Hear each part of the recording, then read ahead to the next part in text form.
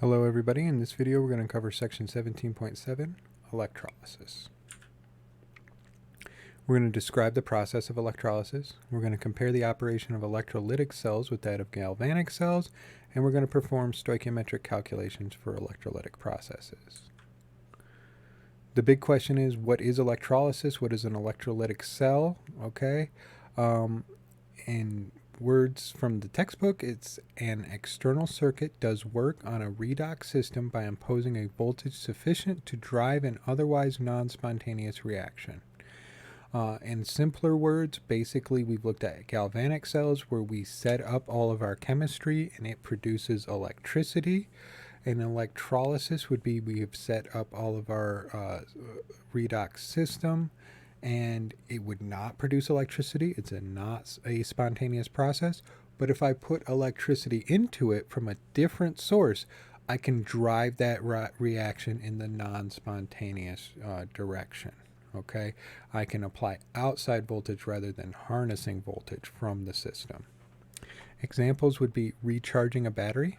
Right, I apply voltage from the outside and I drive that spontaneous reaction back the other way in the non-spontaneous direction. This is used in the refinement of metallic ores a lot of the time, right? A lot of ores that you're going to pick up out of the ground are metal oxides. If I want to, and we know that from the corrosion section that is a spontaneous process to form metal oxides, basically rust and stuff like that. If I want to drive that spontaneous reaction the other way and get metal out of it, I'm going to set up an electrolysis reaction. A lot of commodity chemicals are manufactured that way because we can use electrolytic processes, and electricity is a commodity that we have in abundance to be able to make those chemicals. And another example would be the electroplating of metallic coatings on various products in order to protect them, or maybe just make them look nice and stuff. So let's look at an example where we're making a commodity chemical using an electrolysis process. Metallic sodium and chlorine gas are used in numerous applications. All right, their industrial production relies on large-scale hydrolysis of molten sodium chloride. So you take salt and you heat it up until it is a liquid. All right, and then you start to apply electricity. At the anode, you're going to take the chloride ions from the molten sodium chloride and you're going to produce chlorine gas. And at that cathode, you're going to take the sodium ions from the sodium chloride and you're going to produce a sodium liquid metal. Okay. Overall, we get this reaction here. If we looked at the E cell for this, it would be negative. And this leads us to an important conclusion we have about this. A positive potential of magnitude greater than the negative cell potential must be applied to the cell to drive it the other way. Okay, so if whatever E cell I get for this, whatever negative E cell, I need to apply at least that much positive voltage to get it to drive the other way. This is typically done in industry using a down cell, where it's pretty much a very simple sort of situation here, where we have a porous screen to separate the anodic process from the cathodic process, and we have this molten NaCl on either side, and we have our electrons transferred over here. We do want this porous screen here. Basically what that's going to do is prevent us from having undesirable reactions on this side from the sodium metal coming in contact with it, or the liquid sodium metal here coming in contact with the anode, or this chlorine gas coming in contact with the cathode.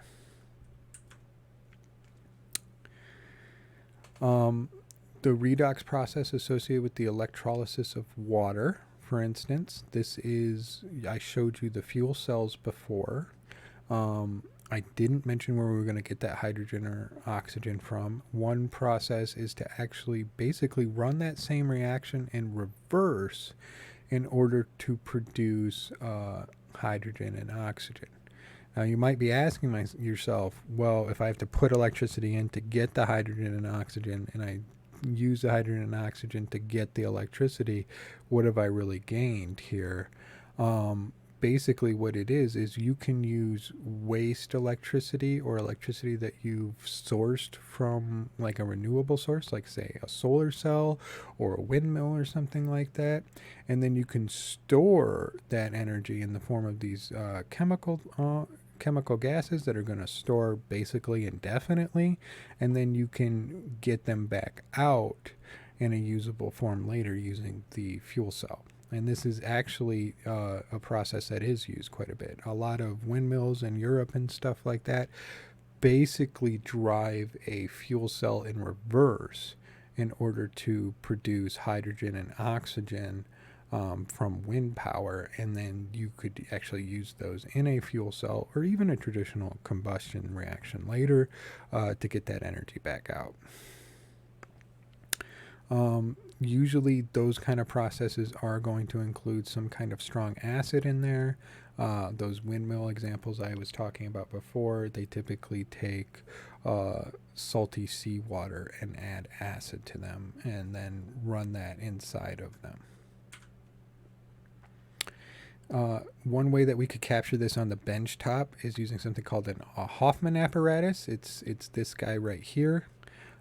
Basically, you fill it with some dilute sulfuric acid, and then you apply an excess voltage source. At your anode, you're going to be producing oxygen bubbles. At your cathode, you're going to be producing hydrogen. You're going to see this ratio here, right? Because we're actually producing like 2 moles of hydrogen for every 1 mole of oxygen if you look at the stoichiometry. So you're going to see this be about double the volume of this oxygen. And it's got this open end here because as these bubbles are produced and come up and then they displace this liquid, it actually comes up and into this reservoir so that it doesn't like overfill or the pressure doesn't build up in there. Under standard condition, if we look at this reaction, we were at negative 1.229 volts. We're going to have to apply at least 1.229 volts from our voltage source in order to get this to happen. Applying excess voltage really isn't going to help and is actually going to make the reaction less efficient. So you actually want to stay as close as you can to just getting to the bare minimum there to get that to happen. It's not going to make the reaction go really too much faster if you apply more voltage. What's going to make it go faster is to increase the current in this situation. So you keep the voltage just where it needs to be, and then you start adding more current, and you can drive this faster. Do keep in mind, though, that number there of 1.229 volts is under standard conditions.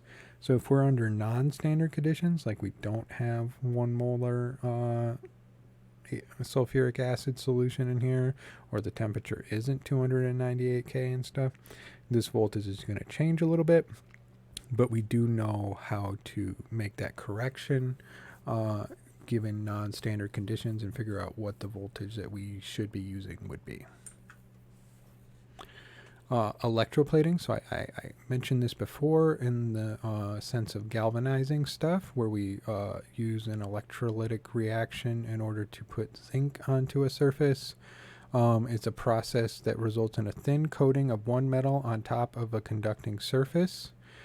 We use it to make objects more corrosion resistant, and like in the case of galvanization, we can strengthen surfaces against abrasion, so we can put a hard metal on the surface that's not going to scratch up very much. We use it to produce attractive finishes a lot. You see probably a lot of jewelry and stuff like that that's maybe stainless steel on the bottom and it has a thin coating of gold or silver on the outside. That's how they're doing that with this electroplating. And we can use it to purify metals on an industrial scale as well. So an example of that would be like this situation here, where basically I put a chunk of silver down into a solution of silver nitrate, and I just put like a steel spoon down here. I'm going to hook up my voltage such that the positive end is placing towards the silver. It's going to draw electrons off of that silver. That's going to produce silver cations that are going to move out into solution. It's going to push electrons that are going to build up onto this spoon here.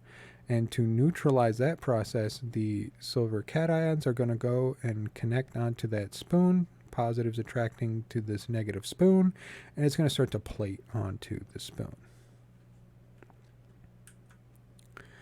When we're talking about electrolytic reactions, a lot of times we want to understand how much charge is being transferred and what that's going to relate in terms of masses, right? How much mass am I adding to the spoon given a certain amount of conditions?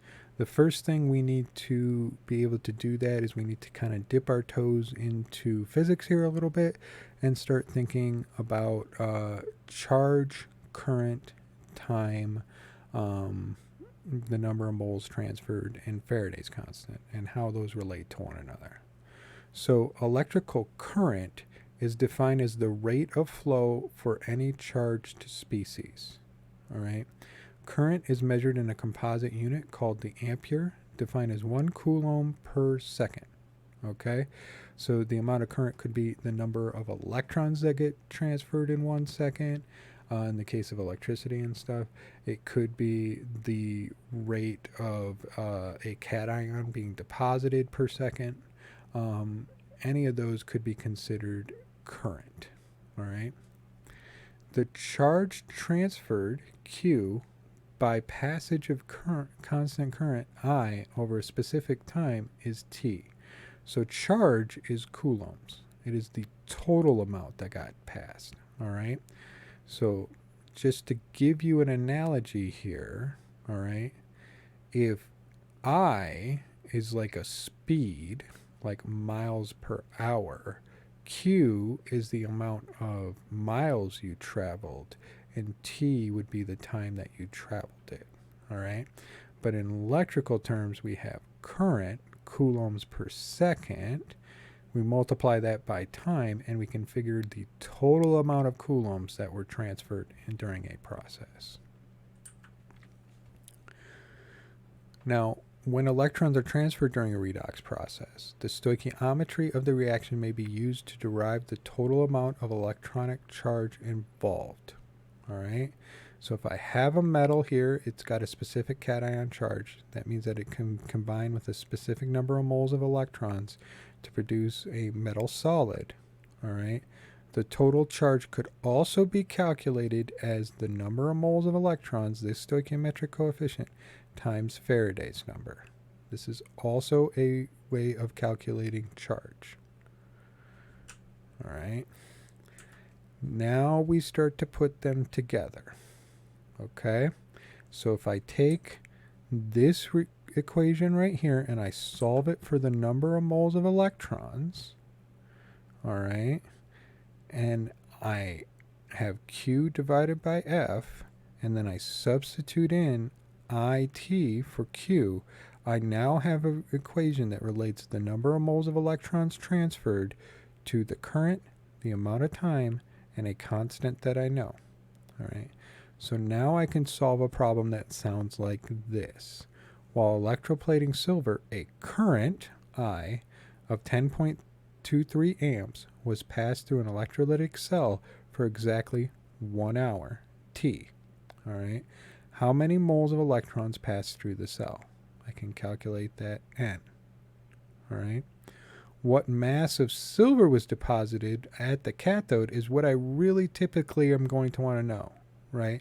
Because I want to reach some minimum amount of silver. I don't want to use way too much so that it doesn't look nice or I'm just wasting silver, okay?